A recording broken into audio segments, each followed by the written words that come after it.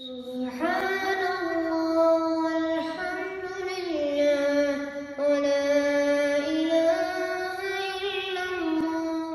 إن الحمد لله نحمده ونستعينه ونستغفره ونؤمن به ونتوكل عليه ونعوذ بالله من شرور أنفسنا ومن سيئات أعمالنا من يهده الله فلا مضل له ومن يضلل فلا هادي له ونشهد أن لا إله إلا الله وحده لا شريك له ونشهد أن محمدا عبده ورسوله. قال الله عز وجل في محكم كلامه المجيد بعد أن نقول أعوذ بالله من الشيطان الرجيم ولو أن أهل القرى آمنوا واتقوا لفتحنا عليهم بركات من السماء والأرض ولكن كذبوا فأخذناهم بما كانوا يكسبون. وقال النبي صلى الله عليه وسلم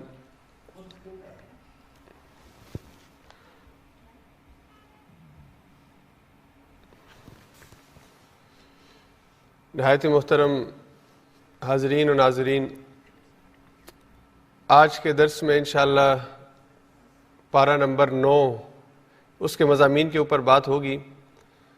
اللہ رب العزت کا احسان ہے کہ اس نے اپنی توفیق سے ہمیں رمضان کے جو دن گزرے ان میں روزانہ ایک پارے کا خلاصہ بیان کرنے اور اسے سمجھنے کی توفیق عطا فرمائی ہے،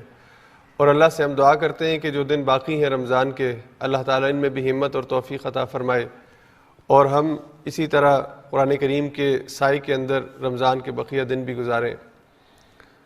کل کے درس میں ہم نے سورہ اعراف کی جو آخری آیات ہیں اس میں سابقہ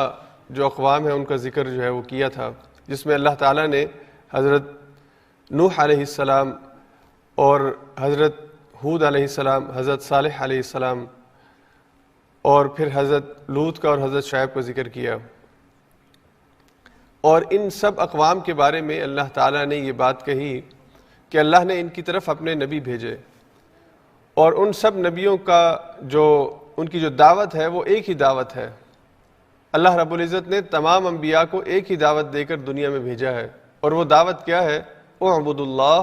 اللہ کی بندگی اختیار کرو، اللہ کی عبادت کرو۔ اللہ کے سوا کوئی الہ نہیں ہے جس کی پوجا اور پرستش کی جائے، جس کی عبادت کی جائے، جس سے سوال کیا جائے، جو تمہاری ضرورتوں اور حاجتوں کو پورا کر سکتا ہے یا جو تمہیں زندگی گزارنے کے اصول اور طریقے بتا سکتا ہے۔ تو صرف اللہ وہ اکیلی ذات ہے جس کا یہ حق ہے، اس لیے کہ اس نے اس کائنات کو پیدا کیا، انسان کو پیدا کیا۔ وہ انسان کا خالق بھی ہے، انسان کا مالک بھی ہے، انسان کا پالن ہار بھی ہے، تو یہ اسی کا حق ہے کہ اسی کے آگے جھکا جائے اور اس کی مان کی زندگی بسر کی جائے۔ تو اللہ رب العزت نے سابقہ اقوام کو ذکر فرمایا، اور ان کے واقعات میں جو قدر مشترک ہے وہ یہ ہے کہ ان سب قوموں نے اللہ کے نبی کی دعوت کا انکار کیا۔ جو سچی اور صاف بات ان کو بتائی گئی، جو زندگی گزارنے کا طریقہ اور سلیقہ ان کو سمجھایا گیا، اور اللہ کے انبیاء نے اپنی زندگی کو بطور مثال ان کے سامنے رکھ کے ان سے کہا کہ انسان ایسے بھی زندگی بسر کر سکتا ہے تاکہ وہ اللہ کو راضی کر سکے، تو انہوں نے ان سب باتوں کا انکار کیا۔ تو اللہ نے پہلے تو چھوٹے چھوٹے عذاب بھیجے۔ اللہ قرآن میں فرماتے ہیں، یہ 9ویں پارے کی ابتدا کے اندر آیت ہے، وَمَا أَرْسَلْنَا مِن نَبِيٍّ، ہم نے کسی بھی نبی کو نہیں بھیجا، وَمَا أَرْسَلْنَا فِي قَرْيَةٍ مِّن نَبِيٍّ، ہم نے کسی بھی قریہ کے اندر، کسی بھی بستی کے اندر نبی نہیں بھیجا، إِلَّا أَخَذْنَا أَهْلَهَا بِالْبَأْسَاءِ وَالضَّرَّاءِ، مگر یہ کہ پھر ہم نے اس کے رہنے والوں کو، ان کو ضرّا اور بأسا، دو قسم کی مشکلات کے اندر ہم نے ان کو پکڑا ہے۔ جو یہ لفظ ہے ضرّا سے اس کی جو تشریح ہے، اس کا جو مفہوم ہے، اس کے اندر وہ بیماریاں کہ جن کا تعلق انسان کی بدن سے ہے، یعنی انسان کو جو جسمانی بیماریاں لاحق ہوتی ہیں اس حوالے سے جو آزمائشیں آتی ہیں، اور پھر جو بأسا مالی تنگیاں ہیں انسان کو کہ انسان کے پاس کھانے پینے کے لیے کچھ نہیں رہتا، قحط کی کیفیت ہوتی ہے، یا اسی طرح سے انسان کے پاس اپنے روزمرہ زندگی کی جو ضروری چیزیں ہیں وہ مفقود ہونا شروع ہو جاتی ہیں۔ تو یہ جتنی بھی تنگیاں اور مشکلات ہیں، اللہ نے اس کی مختلف صورتیں قرآن میں ذکر فرمائی کہ اللہ کبھی بھوک کے ذریعے سے، کبھی اللہ قحط کے ذریعے سے، کبھی اللہ تعالیٰ سیلاب کے ذریعے سے، مختلف طریقوں سے اللہ نے آزمایا ہے۔ اور یہ اللہ کی طرف سے کیوں ہوتا ہے؟ اللہ نے فرمایا لعلہم یضرعون، تاکہ وہ واپسی کا رستہ اختیار کریں، وہ اللہ کو راضی کرنے کی کوشش کریں۔ تو اگر وہ ان چھوٹے چھوٹے عذابوں سے یا ان چھوٹے چھوٹے امتحانوں سے سبق حاصل کر لیں اور پلٹ آئیں تو اللہ تعالیٰ ان کی توبہ کو قبول فرماتے ہیں اور ان کی مہلت عمل اور دراز ہو جاتی ہے. لیکن اگر وہ ان چھوٹے چھوٹے عذابوں سے، ان آزمائشوں سے سبق حاصل نہیں کرتے تو پھر اللہ تعالیٰ کی طرف سے سخت فیصلہ آتا ہے اور اس قوم کو تباہ کر دیا جاتا ہے. تو اس لیے اللہ نے پچھلی قوموں کا ذکر کیا اور کہا کہ اللہ نے ان کے نبی جو ان کے پاس آئے، معجزات لے کر آئے، نشانیاں لے کر آئے، اللہ کی طرف سے ہدایت لے کر آئے، انہوں نے ان کا انکار کیا. اور پھر ان کے مطالبے پر بعض کو ہم نے وہ معجزات دکھا دیے جو وہ مانگتے تھے. حضرت صالح کی قوم کا مطالبہ تھا کہ ہمارے سامنے پہاڑ سے اونٹ نہیں نکلے، اللہ نے وہ معجزہ پورا کر دکھایا. تو اللہ نے ان کی جو مراد ہے، ان کا جو سوال ہے، اسے پورا بھی کیا، پھر بھی وہ ایمان لے کر نہیں آئے. اس لیے اللہ تعالیٰ نے حضور علیہ الصلوۃ والسلام کو یہاں پہ یہ رہنمائی دی کہ پہلی قوموں کے اندر بھی ایسے مشرکین اور ایسے کافر اور ایسے اللہ کے منکر تھے جو بات نہیں مانتے تھے. ان کو معجزات بھی دیے گئے اور ان کی منہ مانگی چیز بھی ان کو دے دی گئی، منہ مانگا معجزہ بھی ان کو دکھا دیا گیا، پھر بھی وہ ایمان نہیں لائے. اس لیے اگر اہل مکہ یہ کہتے ہیں کہ فرشتے ہم سے آ کے کلام کیوں نہیں کرتے، اللہ خود ہمیں کیوں نہیں نظر آتا، یا مردے قبروں سے اٹھ کے ہم سے بات کیوں نہیں کرتے، تو یہ سارے معجزات اگر دکھا بھی دیے جائیں تو یہ ایمان نہیں لائیں گے. تو اللہ نے پھر یہاں پہ اس آیت میں بات ارشاد فرمائی کہ وَلَوْ أَنَّ أَهْلَ الْقُرَىٰ آمَنُوا وَاتَّقَوْا لَفَتَحْنَا عَلَيْهِمْ بَرَكَاتٍ مِّنَ السَّمَاءِ وَالْأَرْضِ وَلَٰكِنْ كَذَّبُوا فَأَخَذْنَاهُمْ بِمَا كَانُوا يَكْسِبُونَ. اگر یہ بستی والے ایمان کی روش اختیار کرتے اور تقوی کی روش اختیار کرتے، لَفَتَحْنَا عَلَيْهِمْ بَرَكَاتٍ مِّنَ السَّمَاءِ، تو پھر ہم ان کے اوپر کھول دیتے آسمان اور زمین کی برکتیں، ان کے اوپر ہم نازل کر دیتے آسمان اور زمین سے برکتیں، اللہ تعالیٰ کی طرف سے رحمتیں اور برکتیں ان کے اوپر برسنا شروع ہو جاتی. وَلَٰكِنْ كَذَّبُوا، لیکن انہوں نے اللہ کی آیات کا انکار کیا، اللہ کے نبیوں کی دعوت کا انکار کیا. فَأَخَذْنَاهُمْ بِمَا كَانُوا يَكْسِبُونَ، پھر اللہ نے ان کو پکڑ لیا اس عذاب کی اس گناہ کی پاداش میں جو وہ کرتے تھے. اچھا، اس آیت کے اندر دیکھیے سب سے پہلے تو اللہ نے آمنو اور واتقو یہ دو لفظ استعمال کیے ہیں. اس کا مطلب یہ ہے کہ صرف ایمان اکیلا، اللہ کی ذات کے اوپر ایمان، یہ کافی نہیں ہے. ایمان کے ساتھ تقوی کی روش اختیار کرنا ضروری ہے، تقوی اپنانا ضروری ہے. اور تقوی کیا ہے، اس کی دوسری تعریف اللہ نے دیگر آیات میں فرمائی، یہ عمل الصالحات ہے، نیک اعمال ہے. یا اس کا ایک اور مطلب کہ انسان نیکیاں کرے اور گناہوں سے اپنے آپ کو بچائے. تو جب اللہ پر ایمان لے آئے پھر اپنے اس ایمان کا اظہار اپنے عمل کے ذریعے سے کرے کہ اللہ نے جس چیز کا حکم دیا ہے اسے کرے اور جس کام سے اللہ نے روکا ہے اس سے اپنے آپ کو روک لے. یہ تقوی ہے.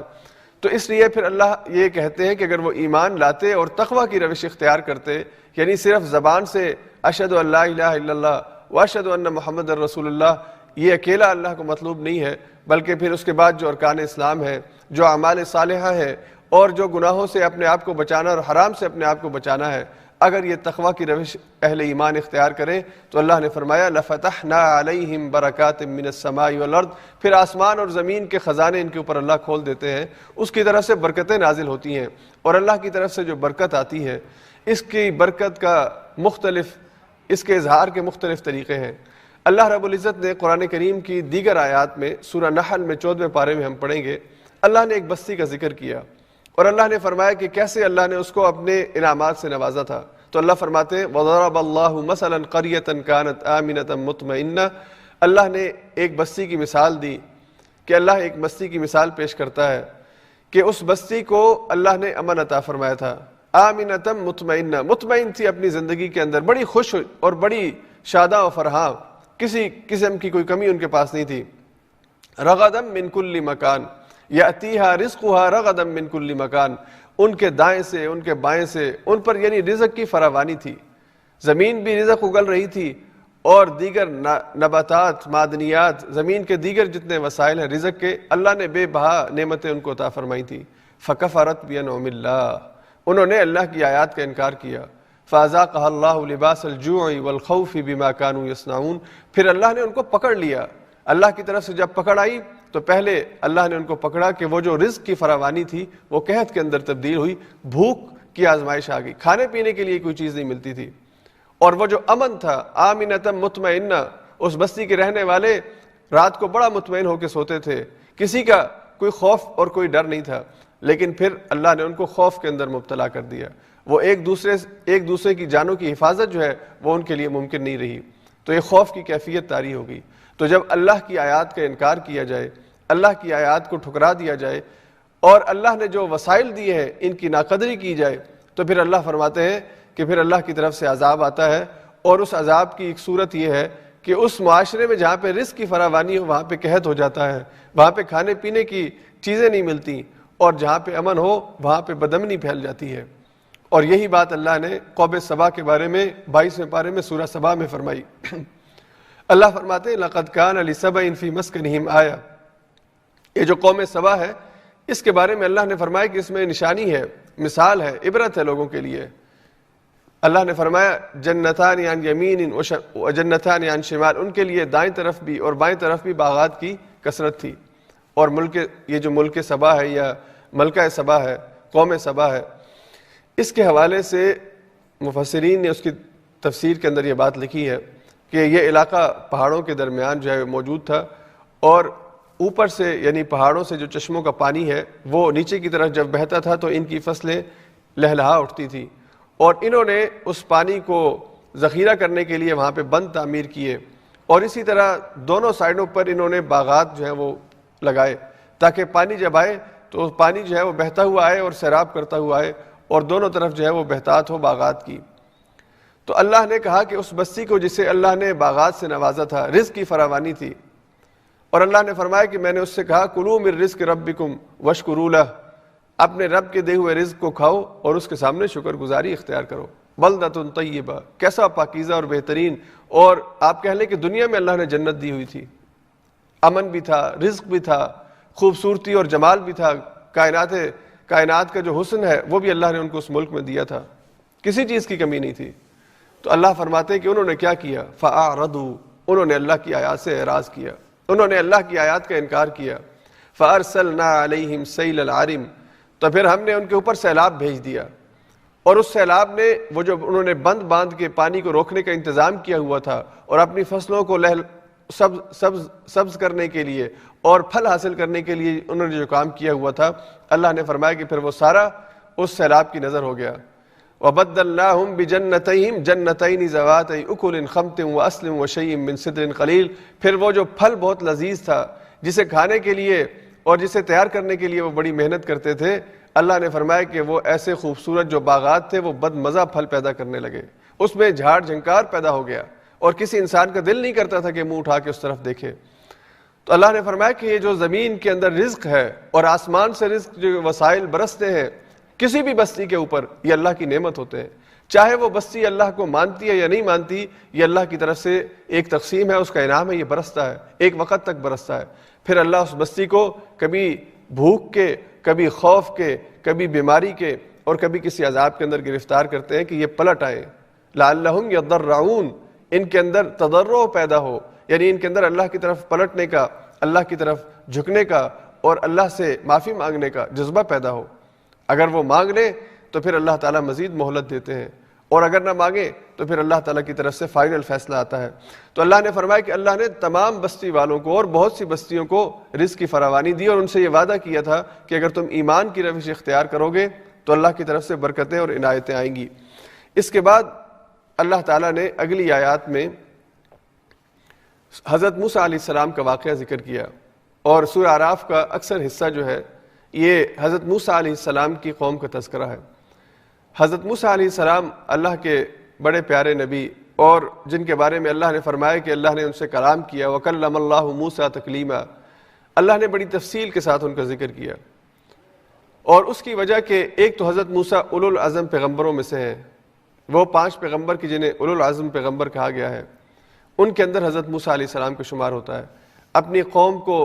دین کی طرف اور اپنی قوم کی ہدایت کے لیے اور رہنمائی کے لیے انہوں نے بہت محنت کی، اور اللہ نے ان کی قوم کو دیگر جہان والوں کے اوپر فضیلت عطا فرمائی۔ اللہ نے ان کے قوم کو وہ منصب دیا کہ جس کے لیے اللہ نے اس کائنات کے اندر انسان کو پیدا کیا ہے، یعنی زمین کے اوپر خلافت کا۔ اللہ نے فرمایا وَفَضَّلْنَاكُمْ عَلَى الْعَالَمِينَ، میں نے تمہیں جہان والوں پر فضیلت دی ہے، اللہ کی طرف سے انعامات کی بارش ہوئی ہے اس قوم کے اوپر۔ تو اللہ رب العزت نے اس سے قبل بھی ہم سورہ بقرہ میں، سورہ آل عمران میں مختلف حوالوں سے یہود کا اور نصارہ کا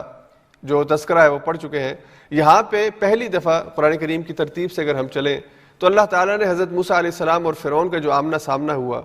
اس حوالے سے، اور پھر اس کے بعد موسیٰ علیہ السلام کی قوم نے جو اللہ کی جو نعمتیں ہیں اور حضرت موسیٰ علیہ السلام کی طرف سے جو ہدایات تھیں ان کے ساتھ جو مذاق کیا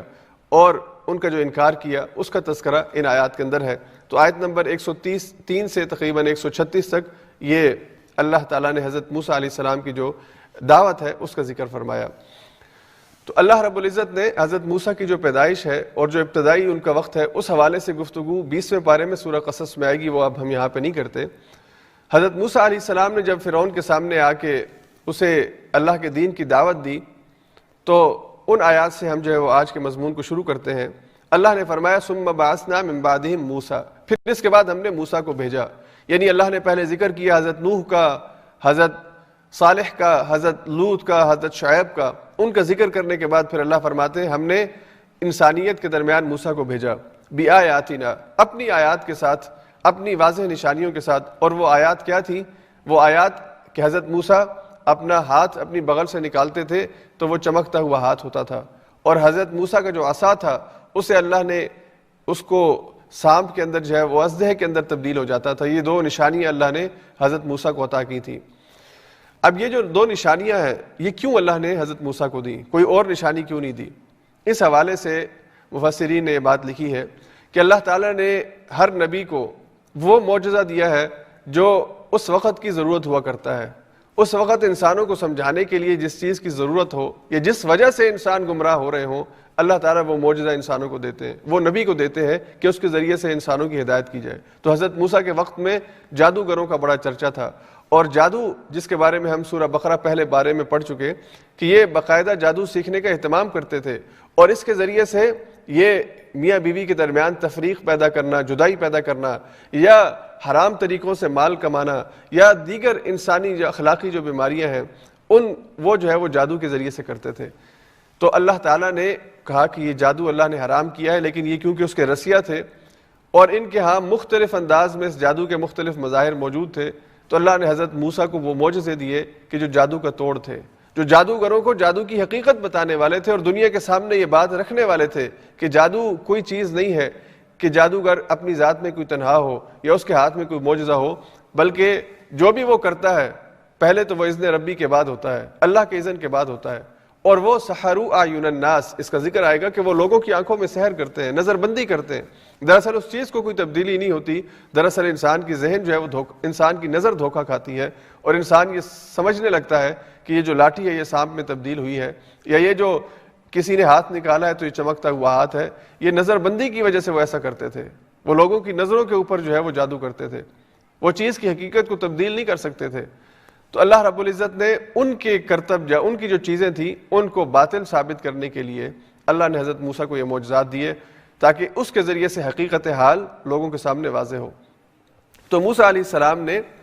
اپنی دعوت فرعون کے سامنے پیش کی اور کہا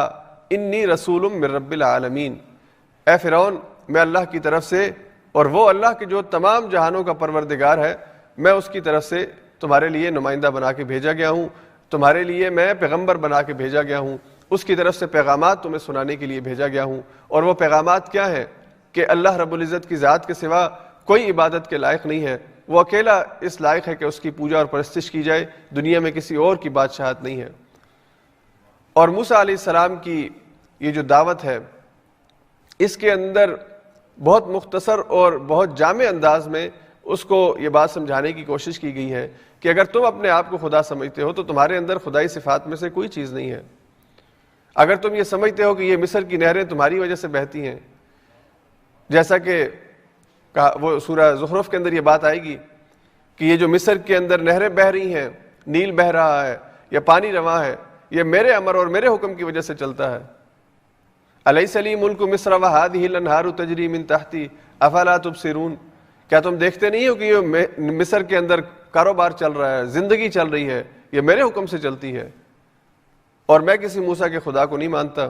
بلکہ یہاں تک کہا کہ موسیٰ جس خدا کی بات کرتا ہے لاؤ ذرا سیڑھی میں آسمان پہ چڑھ کے دیکھوں کہ وہ موسیٰ کا خدا کہاں پہ رہتا ہے، نعوذ باللہ۔ تو اللہ تعالیٰ نے حضرت موسیٰ کے ذریعے اس کو دعوت دی، اور کہ دنیا کا کتنا ہی بڑا فرعون کیوں نہ ہو، کتنا ہی بڑا فاسق اور فاجر کیوں نہ ہو، اس کے سامنے اتمام حجت کے لیے دعوت پیش کرنا ضروری ہے کہ آپ اس کو بتائیں کہ وہ خدا کا بندہ ہے اور خدا جس نے اس کو پیدا کیا وہ عبادت اور پوجا اور پرستش کا حقدار ہے۔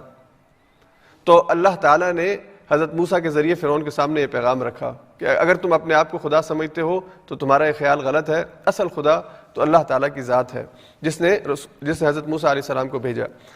اور دوسرا، حضرت موسیٰ نے اس کے بعد اس سے یہ تقاضا کیا کہ میرے ساتھ یہ جو بنی اسرائیل کی قوم ہے، میری قوم ہے، اس کو میرے ساتھ بھیج دو۔ یعنی ایک تو اللہ کی دعوت پر ایمان لے آؤ، مسلمان ہو جاؤ، اور دوسرا میں تم سے یہ تقاضا کرتا ہوں کہ تم یہ جو میری قوم ہے اس کو میرے ساتھ روانہ کر دو۔ تو اس نے کہا کہ تم اپنے آپ کو، فرعون نے کہا کہ تم اپنے آپ کو اللہ کا رسول کہہ رہے ہو، تمہارے پاس کوئی نشانی ہے کہ تم اللہ کے رسول ہو؟ کوئی دلیل ہے تمہارے پاس کہ تم اللہ کی طرف سے بھیجے ہوئے نمائندے ہو؟ تو موسیٰ علیہ السلام نے کہا کہ ہاں مجھے اللہ نے نشانی دے کے بھیجا ہے۔ اور پھر موسیٰ علیہ السلام نے اپنا ہاتھ، دایاں ہاتھ اس کے سامنے نکالا تو وہ چمکتا ہوا ہاتھ جسے دیکھ کر انسان گمان نہیں کر سکتا کہ یہ کسی انسان کا ہاتھ ہے۔ اور پھر حضرت موسیٰ علیہ السلام نے فَأَلْقَىٰ عَصَاهُ فَإِذَا هِيَ ثُعْبَانٌ مُبِينٌ، تو ایک بڑا اژدہا اس حضرت موسیٰ کے عصا سے ایک بہت بڑا اژدہا اس کے سامنے کھڑا ہو گیا۔ تو اس نے یہ چیزیں دیکھی تو اس نے کہا کہ یہ تو ہمارے ہاں جادوگر بھی یہ کام کرتے ہیں، تو تم جادو کے ذریعے سے مجھے مرعوب کرنے کے لیے آئے ہو، تو آؤ میں تمہارا مقابلہ جادوگروں سے کرواتا ہوں۔ میرے ہاں بہت ماہر قسم کے جادوگر ہیں۔ اور اس نے اپنے ملک کے اندر اعلان کیا کہ پوری ملک سے جو اعلیٰ ترین اور قابل ترین جادوگر ہیں وہ اکٹھے ہو جائیں، اس لیے کہ میں نے موسیٰ کو مقابلے کی دعوت دی ہے اور میرے جادوگر موسیٰ کو شکست دیں گے۔ تو پورے ملک سے جو ہے وہ جادوگر اکٹھے ہوئے۔ اس پورے معاملے کے اندر ظاہری بات ہے بہت سے دن لگے، لیکن قرآن کریم کیونکہ اختصار کے ساتھ اور ٹو دا پوائنٹ بات کرتا ہے، تو قرآن کریم نے بالکل جو واقعات ہوئے ان کا خلاصہ اور سمری ہمارے سامنے رکھی ہے۔ تو جب وہ سارے آ گئے تو انہوں نے حضرت موسیٰ سے کہا کہ اے موسیٰ، ہم نے سنا کہ آپ کے پاس کوئی ایسی چیز ہے کہ جس کا تعلق جادو کے ساتھ ہے، تو آپ اپنا مظاہرہ کریں گے اپنے جادو کا یا پہلے ہم کریں؟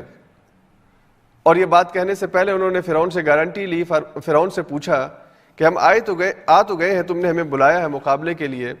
لیکن ذرا یہ تو بتاؤ کہ ہمیں دو گے کیا، ہمارے لیے کیا انعام تم نے طے کر رکھا ہے؟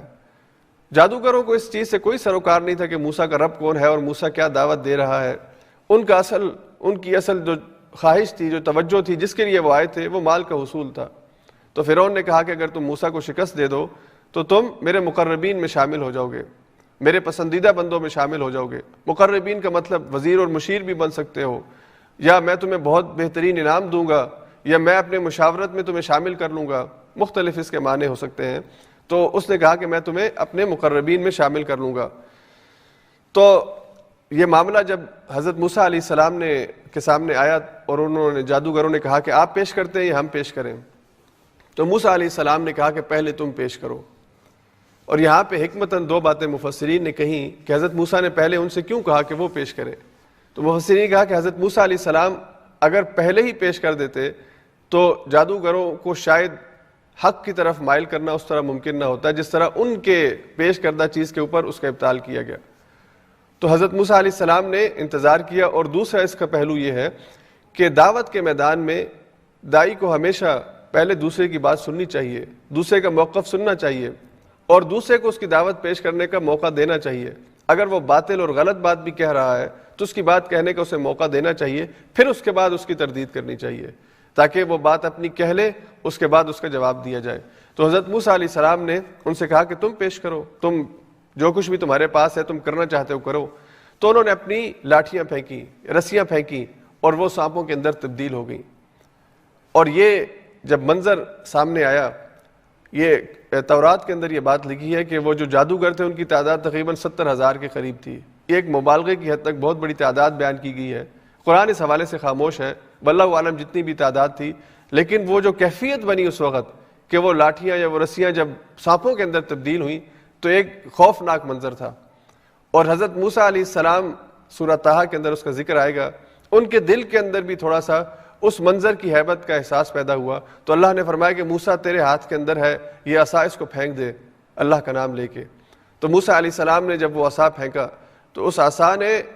اژدہے کی شکل اختیار کی اور وہ ان سب سانپوں کو ہڑپ کر گیا جو جادوگروں کے بنائے ہوئے تھے۔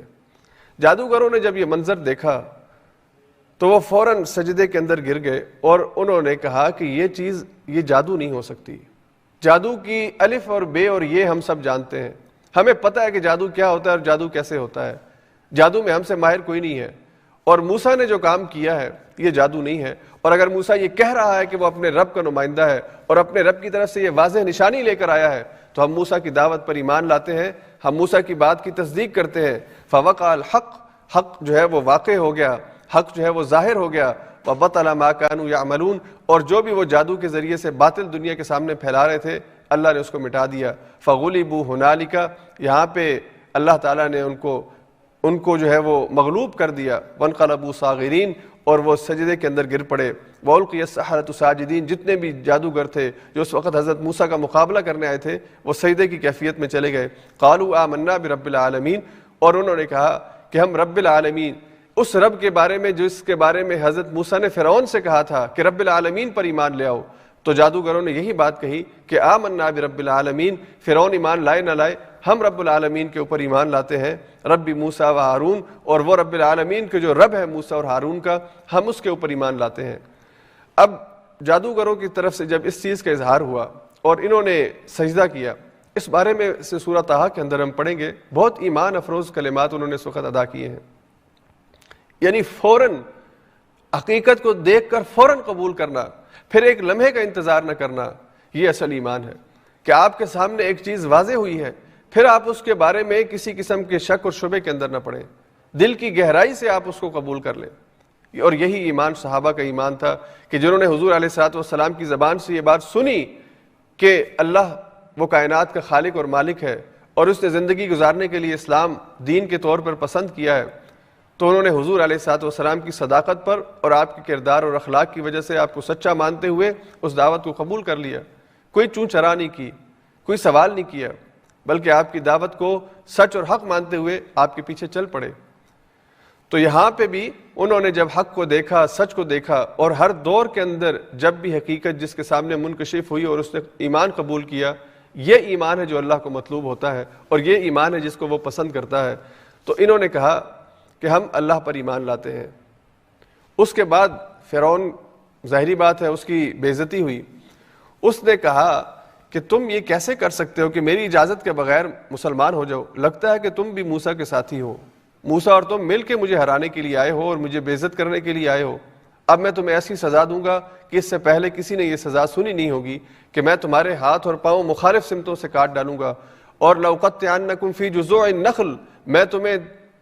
کھجور کے جو تنے ہیں اس کے اندر میں گڑ دوں گا، یعنی ان کے اندر تمہیں میں زندہ گاڑ دوں گا، تمہیں نشان عبرت بنا دوں گا۔ تو انہوں نے کہا کہ تو جو کرنا چاہتا ہے کر لے، اگر تو زیادہ سے زیادہ کچھ کر سکتا ہے تو وہ یہ کہ دنیا کی زندگی میں ہمارا معاملہ ختم کر سکتا ہے، یعنی یہ دنیا کی زندگی تو لے سکتا ہے۔ اور موسیٰ علیہ السلام جس رب کے بارے میں بات کر رہے ہیں، جس نے زندگی کے بعد آخرت میں ہمارے ایمان کا ہمیں بدلہ دینا ہے، ہمیں تو اس اجر کی امید ہے، اور اصل زندگی تو آخرت کی زندگی ہے۔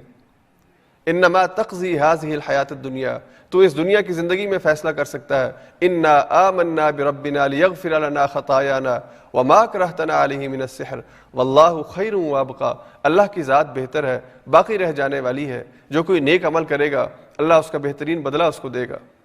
تو ایمان پر عمل، پھر اس ایمان کا اظہار ڈنکے کی چوٹ پر، اور فرعون جیسے جابر اور ظالم کے سامنے اپنی بات پر ڈٹ جانا، اپنی بات کو پیش کرنا، یہ اہل ایمان کا شیوہ ہے۔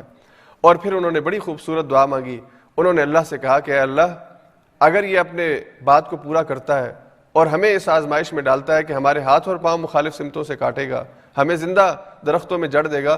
تو اے اللہ ربنا افرغ علینا صبرا وتوفنا مسلمین، اے اللہ ہمیں تو صبر عطا فرما دے۔ افرغ کا مطلب ہوتا ہے انڈیل دے، یعنی ہمارے اوپر صبر جو ہے وہ انڈیل دے، جیسے کسی کے اوپر پانی اگر بالٹی انڈیلی جائے تو وہ سارا بھیگ جاتا ہے، اس کا بدن پانی میں بھیگ جاتا ہے، تو اللہ ہمارے اوپر جس طرح بالٹی سے پانی انسانی جسم پہ بہایا جائے ویسے ہمارے اوپر صبر کو انڈیل دے، یعنی ہمارے اوپر صبر کی بارش کر دے، ہمارے انگ انگ کے اندر، ہمارے وجود کے ہر حصے کے اندر صبر کو بھر دے، اتنا صبر کہ جتنی بڑی مشکل آ جائے وہ ہمیں ایمان سے نہ پھیر سکے۔ وتوفنا مسلمین، اور اللہ آخری آرزو یہ ہے کہ موت ایمان کے اوپر آئے، اس حال میں موت آئے کہ ہم مومن ہوں، ہم مسلم ہوں۔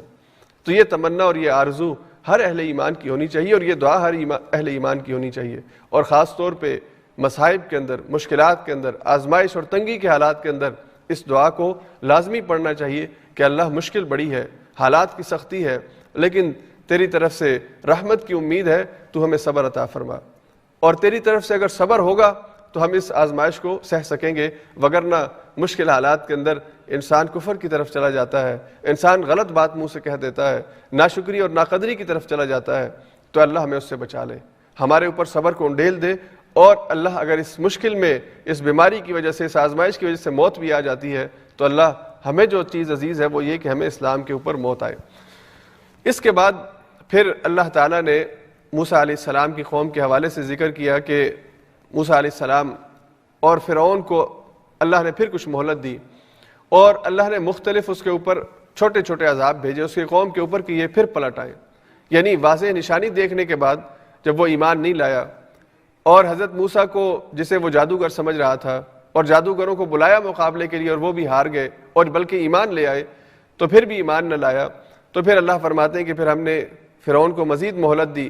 وَلَقَدْ أَخَذْنَا آلَ فِرْعَوْنَ بِالسِّنِينَ، اور اس کے بعد کچھ سالوں تک پھر ہم نے فرعون کو مہلت دی اور اس کو آزمایا، کن چیزوں سے؟ وَنَقْصٍ مِّنَ الثَّمَرَاتِ، ہم نے اس کو پھلوں کی کمی سے آزمایا، لَعَلَّهُمْ يَذَّكَّرُونَ، کہ شاید یہ نصیحت پکڑ لیں، قوم فرعون جو ہے شاید کہ یہ پلٹ آئے، شاید کہ یہ اپنے رویے کے اوپر جو ہے وہ سوچے۔ فَأَرْسَلْنَا عَلَيْهِمُ الطُّوفَانَ وَالْجَرَادَ وَالْقُمَّلَ وَالضَّفَادِعَ وَالدَّمَ آيَاتٍ مُفَصَّلَاتٍ، پھر اللہ فرماتے ہیں کہ ہم نے پے در پے، وقفے وقفے سے ان کے اوپر مختلف قسم کے عذاب بھیجے۔ وہ کیا عذاب تھے؟ طوفان اللہ نے بھیجا، طوفان جو ان کی تباہی کا ذریعہ بنا، اور ایک دوسرا اس کا مطلب مفسرین نے کثرت اموات لکھا ہے، یعنی موت کی کثرت ہوئی جس وجہ سے ان کے گھروں کے اندر ماتم، اور پھر دوسرا اللہ نے فرمایا کچھ عرصے کے بعد اللہ نے جراد کہتے ہیں ٹڈی دل کو، یہ بہت مشہور کھیتوں کی تباہی کے لیے جو کیڑا اور جو یہ وائرس آتا ہے ٹڈی دل جراد، یہ اللہ نے ان کے اوپر بھیجے جس نے ان کی فصلوں کو تباہ و برباد کر کے رکھ دیا، اور پھر کچھ عرصے کے بعد اللہ نے ان کے اوپر قمل بھیجے، قمل جوؤں کو کہتے ہیں، یا اس گھن کو جو غلے کو لگتا ہے اور اس کو ختم کر دیتا ہے، تو اللہ نے وہ ان کے اوپر بھیجے، اگر جوئیں مراد ہوں تو اتنی زیادہ جوئیں کہ ان کے سر، ان کا بدن جو ہے وہ جوؤں سے بھر گیا، حتیٰ کہ ان کے کھانے کے اندر جوئیں پڑ گئیں اور ان کے لیے زندگی اجیرن ہو گئی۔ اور پھر اللہ نے فرمایا کہ کچھ عرصے کے بعد اللہ نے ان کے اوپر مینڈک کا عذاب بھیجا، ضفادع، یہ ضفدع کی جمع ہے، اور ضفدع کہتے ہیں مینڈک کو، کہ ہر جگہ پہ مینڈک، کھانے کے اندر بھی مینڈک، بستر کے اندر بھی مینڈک، اور انسان کی زندگی جو ہے وہ اجیرن ہوئی۔ پھر اللہ نے فرمایا کہ میں نے ان کے اوپر خون کا عذاب بھیجا۔ اس کی ایک تفسیر یہ ہے کہ پانی خون میں تبدیل ہو گیا، یا دوسری تفسیر یہ ہے کہ ہر ایک کی نکسیر جو ہے وہ پھوٹ پڑی اور خون بہنا شروع ہو گیا۔ تو اللہ نے فرمایا کہ یہ آیات مفصلات ہیں، یعنی یہ وقفے وقفے سے آنے والے عذاب ہیں، نشانیاں ہیں، اور جب بھی کوئی عذاب آتا یہ موسیٰ سے کہتے کہ موسیٰ ہمیں اس عذاب سے چھٹکارا مل جائے تو پھر ہم بہتر ہو جائیں گے، لیکن جب بھی وہ عذاب ٹلتا پھر دوبارہ اللہ فرماتے ہیں فاستکبروا، یہ پھر استکبار کرتے، اللہ کی آیات کا انکار کرتے، اور دراصل ان کی سرشت کے اندر جرم شامل تھا، یہ ماننے والے نہیں تھے۔ تو اللہ نے آخری آیت اس حوالے سے فرمائی فانتقمنا منہم، ہم نے ان سے انتقام لیا، فاغرقناہم فی الیم، پھر ہم نے ان کو یم کے اندر، سمندر کے اندر بہا دیا، ان کو غرق کر دیا، بینہم کذبوا بآیاتنا، اس وجہ سے کہ یہ ہماری آیات کا انکار کرتے تھے، وکانوا عنہا غافلین، اور یہ اس سے غفلت کی زندگی کے اندر پڑے ہوئے تھے۔ تو اللہ نے پھر حضرت موسیٰ علیہ السلام کو قوم فرعون سے نجات دی، اور اس کے بعد پھر موسیٰ علیہ السلام اپنی قوم کو لے کر جب آپ وہاں سے نکلے ہیں، اب جس جگہ پہ یہ غرق ہوئی ہے قوم فرعون، اس حوالے سے 2-3 روایات ہیں، واللہ عالم کون سی ٹھیک ہے۔ بعض کہتے ہیں کہ یہ ریڈ سی کے اندر جو ہے جب حضرت موسیٰ وہاں سے گزرے ہیں تو قوم فرعون وہاں پہ غرق ہوئی ہے، اور بعض کہتے ہیں کہ نہر سویز کے اندر سے گزرے ہیں، اور وہاں پہ جو ہے یہ حضرت موسیٰ کے گزرنے کے بعد فرعون جو ہے وہاں پہ اور اپنی قوم اور لشکر کے ساتھ غرق ہوا ہے۔ تو یہ مختلف قسم کی روایات ہے تاریخی طور پر، اب یہ ظاہری بات ہے کہ اس کے اوپر کوئی اوتھینٹک بات نہیں ہے، لیکن بہرحال اللہ نے ذکر کیا کہ وہ جو پانی، چاہے وہ سمندر تھا یا وہ کوئی بہت بڑی جھیل تھی یا بہت بڑی نہر تھی جہاں سے حضرت موسیٰ گزرے تھے، اس کے اندر اللہ نے فرعون کو غرق کیا ہے اور اس کے لاؤ لشکر کو اس کے اندر غرق کیا ہے اور نشان عبرت بنایا ہے۔ 11ویں پارے میں سورہ یونس میں یہ آیت آئے گی کہ اللہ نے فرعون سے جب وہ غرق ہو رہا تھا اور اللہ سے معافی مانگنے لگا تو اس وقت اللہ نے کہا تھا کہ میں نے تو یہ فیصلہ کر لیا ہے کہ اب تجھے میں دنیا کے قیامت تک کے لیے عبرت بنا دوں گا۔ الیوم ننجیک ببدنک لتکون لمن خلفک آیا، تجھے پیچھے رہ جانے والوں کے لیے نشانی بنا دوں گا تیرے بدن کو۔ تو یہ آیت آگے 11ویں پارے میں آ رہی ہے۔ اس کے بعد موسیٰ علیہ السلام اپنی قوم کو لے کے وہاں سے فلسطین کی طرف گئے۔ حضرت موسیٰ علیہ السلام کی جو قوم تھی یہ دراصل بنی اسرائیل جن کا تذکرہ ہو رہا ہے یہ حضرت ابراہیم علیہ السلام کی اولاد ہے ساری، اور ابراہیم علیہ السلام کے 2 بیٹے تھے اور 2 مختلف علاقوں میں آباد ہوئے تھے۔ اللہ کے حکم سے حضرت ابراہیم علیہ السلام جن کا جائے پیغمبری یا جس جگہ پر وہ مبعوث ہوئے وہ فلسطین تھا، شام فلسطین کا علاقہ، یہ حضرت ابراہیم یہاں پہ مبعوث ہوئے تھے، اور پھر یہاں سے اللہ کے حکم سے وہ اپنی ایک بیوی حضرت ہاجرہ کو اور ان کے بیٹے اسماعیل کو مکہ وادی غیر ذی زرع میں چھوڑ کے آئے تھے۔ اس وقت مکہ میں کچھ نہیں تھا، بالکل بیابان صحرا، اور دوسرا بیٹا اور دوسری بیوی جو تھی حضرت سارہ اور حضرت اسحاق یہ فلسطین کے اندر ہی تھے، اور حضرت ابراہیم علیہ السلام کی ایک نسل جو ہے حضرت اسماعیل کے ذریعے وہ مکہ اور اس کے قرب و جوار کے اندر آباد ہوئی، اور دوسری نسل حضرت اسحاق اور پھر ان کے بعد حضرت یعقوب اور آگے ان کے 12 بیٹے، یہ سارے جو تھے یہ مصر کے فلسطین کے اندر۔ پھر جب حضرت یوسف علیہ السلام حضرت یعقوب کے جو بیٹے ہیں ان کو اغوا کر کے مصر پہنچایا گیا، اور حضرت یوسف جیل سے نکلنے کے بعد مصر پر ان کو اقتدار ملا، وہ بادشاہ کے بہت قریب ہو گئے، تو اللہ تعالیٰ نے یہ موقع عطا فرمایا حضرت یوسف کو کہ وہ اپنے علم کے ذریعے اور اپنی نبوت کے مشن کے ذریعے انسانیت کی خدمت بھی کریں، ان کو دین کی طرف بھی لے کر آئیں۔ تو انہوں نے اپنے بھائیوں کو اور اپنے خاندان کو بلایا کہ وہ بھی مصر آ جائیں۔ تو حضرت یوسف کے زمانے میں یہ قوم جو تھی یہ مصر میں آ کے آباد ہوئی، اور اس کے بعد ایک لمبے عرصے تک ان کو مصر کے اندر جو ہے وہ شاہی اختیارات، شاہی خاندان کے ساتھ قرب اور تعلق ہونے کی وجہ سے اور حضرت یوسف کی وجہ سے، پیغمبری کی وجہ سے، یہ اس ملک کے اندر جو ہے بہت انہوں نے اہم مراحت حاصل کی۔ لیکن جب دوبارہ ایک لمبے عرصے کے بعد قبطی وہاں پر جو وہاں کے لوکل تھے ان کے اندر نیشنلزم کا ایک کیڑا پیدا ہوا، اور انہوں نے کہا کہ ہم نے ان سے بادشاہت واپس لینی ہے، تو بادشاہ کو بھی اور حضرت یوسف علیہ السلام کے بھائی اور ان کی آگے جو نسل چل رہی تھی ان کو پھر انہوں نے پکڑا ہے، اور یہ پکڑ اتنی سخت تھی کہ آہستہ آہستہ پوری بنی اسرائیل کی جو نسل ہے اس کو انہوں نے غلام بنا لیا تھا۔ اور انہی دنوں میں پھر حضرت موسیٰ کی پیدائش ہوئی ہے، اور اس وقت جو بادشاہ تھا وہاں پہ قبطی بادشاہ جس کا نام فرعون ہے، اسے کسی نے کہا ہوا تھا کہ تمہیں کوئی بچہ جو ہے وہ پیدا ہوگا ان دنوں میں جو تمہاری ہلاکت کا ذریعہ بنے گا، اس لیے بنی اسرائیل کے سارے لڑکوں کو قتل کر دو۔ اور حضرت موسیٰ علیہ السلام یہ کس طرح سے بچے کہ ان کی ماں نے ان کو پانی میں ڈال دیا، ایک لکڑی کا ایک جو ہے وہ پنگھوڑا بنایا اور اس کو پانی میں ڈال دیا اللہ کے حکم سے، اور جس فرعون نے سارے بنی اسرائیل کے بچوں کو قتل کرنے کا منصوبہ بنایا ہوا تھا اللہ نے اسی کے گھر میں موسیٰ علیہ السلام کو پہنچایا۔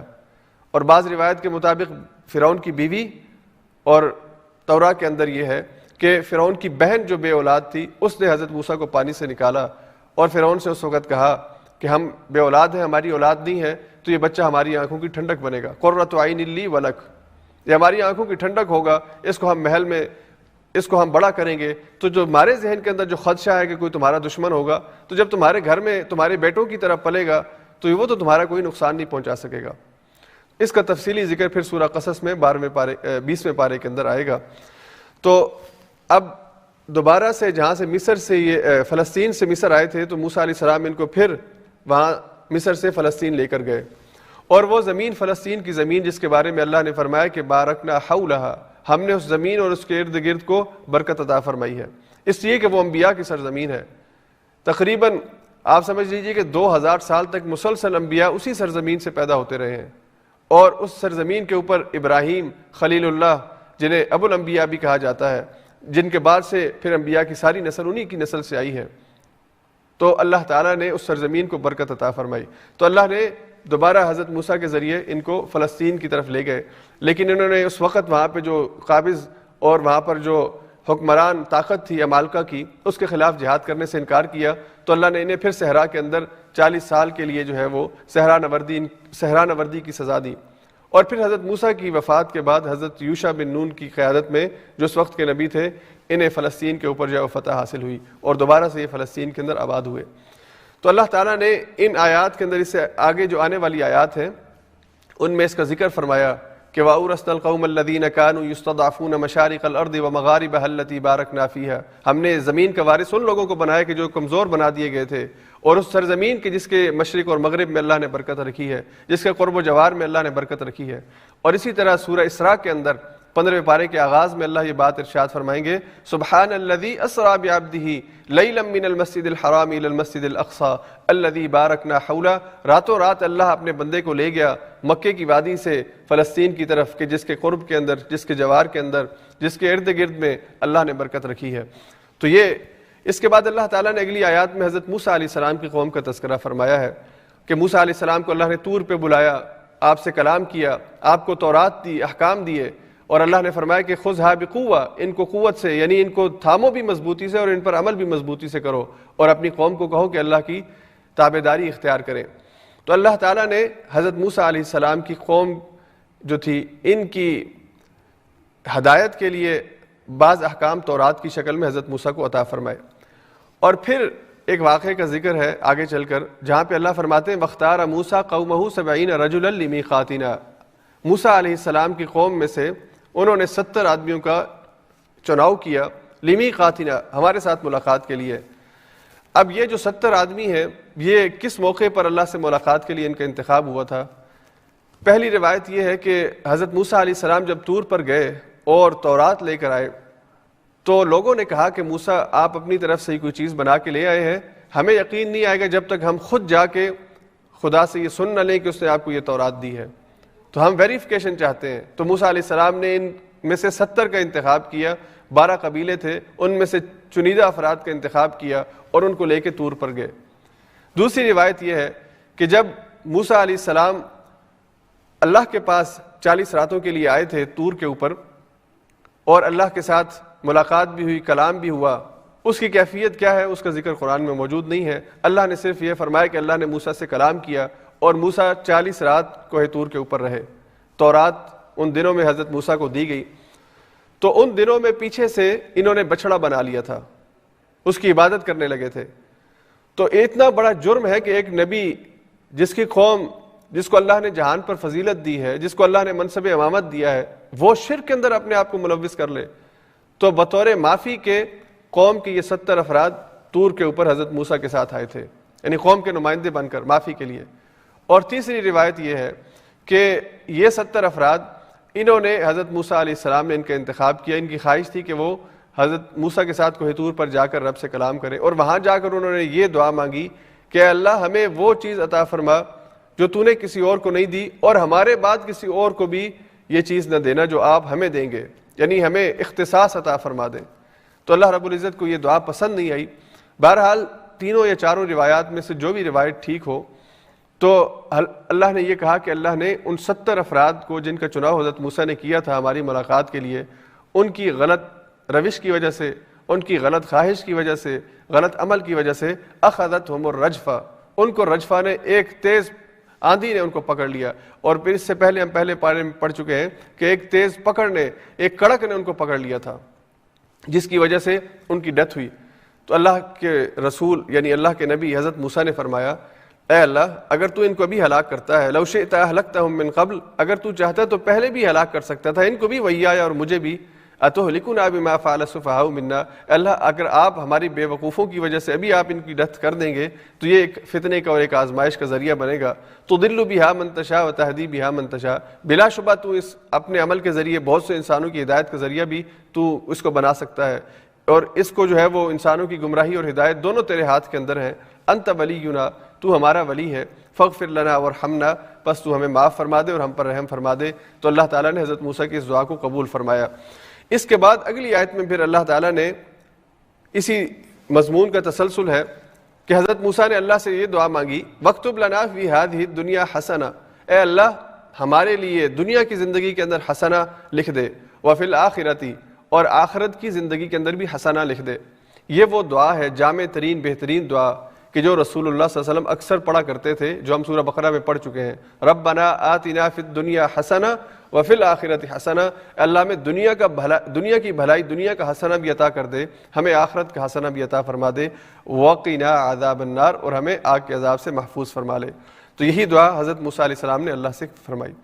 اللہ نے کہا عذابی اصیب بہ من اشاء،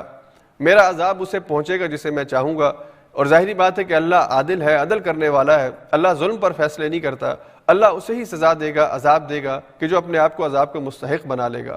اللہ نے 5वें पारे के आखिर में ये बात इरशाद फरमाई थी, मा यफ़अलुल्लाहु बिअज़ाबिकुम इन शकरतुम व आमनतुम, अगर तुम शुक्र का रवैया इख्तियार कर लो, अल्लाह पर ईमान ले आओ, अल्लाह को क्या पड़ी है कि वो तुम्हें तकलीफ दे, तुम्हें अजाब के अंदर मुब्तला करे। ये तो तुम अपने अमाल की वजह से, अल्लाह की आयत के इनकार की वजह से, नाफरमानी और नाशुक्री और नाकदरी की वजह से अपने आप को मुस्तहिक ठहरा लेते हो कि तुम पर अजाब का कोड़ा बरसे, वगरना अल्लाह को ज़रूरत नहीं है। फिर अल्लाह ने फरमाया वरहमती वसिअत कुल्ल शै, मेरी रहमत हर चीज़ के ऊपर वसी है। इतनी बड़ी नाफरमानियाँ मैं अपनी आंखों के सामने देखता हूँ, दुनिया वालों की इतनी बड़ी बड़ी बातें मैं अपनी आंखों से, अपने कानों से सुनता हूँ, लेकिन मेरी रहमत के वसी होने की वजह से मैं दरगुजर करता हूँ और मैंने अपने ऊपर रहमत को लाजिम कर लिया है। एक हदीस के मुताबिक हुजूर ने फरमाया अल्लाह की रहमत के 100 हिस्से हैं और उनमें से एक हिस्सा अल्लाह ने इंसानों के दरमियान तकसीम किया है कि जिस रहमत का इजहार तुम माँ की ममता के अंदर देखते हो, चाहे वो माँ की ममता इंसान की माँ हो या किसी जानवर की माँ हो, किसी परिंदे की माँ हो, उसके अंदर जो औलाद के लिए तड़प है, औलाद के लिए मोहब्बत है, औलाद के लिए रहमत और शफकत है, ये अल्लाह की रहमतों जो 100 रहमतें हैं उसमें से एक रहमत का इजहार है। तो अब खुद सोचो कि अल्लाह की रहमत किस कदर वसी होगी। यानी दुनिया के अंदर रहमत और मोहब्बत और किसी के साथ अटैचमेंट का सबसे बेहतरीन इस्तिआरा वो माँ और उसकी औलाद है। माँ चाहे उसका बेटा हो या बेटी हो, दोनों के लिए उसके जो जज्बात हैं वो दुनिया में किसी और दो रिश्तों के दरमियान ये ताल्लुक़ नहीं है। मियाँ और बीवी भी आपस में ये ताल्लुक़ नहीं रखते। जो औलाद का अपने वालिदैन के साथ, यानी माँ जो अपने बच्चे से मोहब्बत करती है, रिटर्न के अंदर बच्चा माँ से वो मोहब्बत नहीं कर सकता। ये माँ को अल्लाह ने सिर्फ दी है कि उसके अंदर रहम जो है, इंसानों में सबसे ज़्यादा रहम माँ का अपनी औलाद के लिए होता है। और अल्लाह के रसूल ने फरमाया कि वो अल्लाह की 100 रहमतों में से एक रहमत का इजहार है।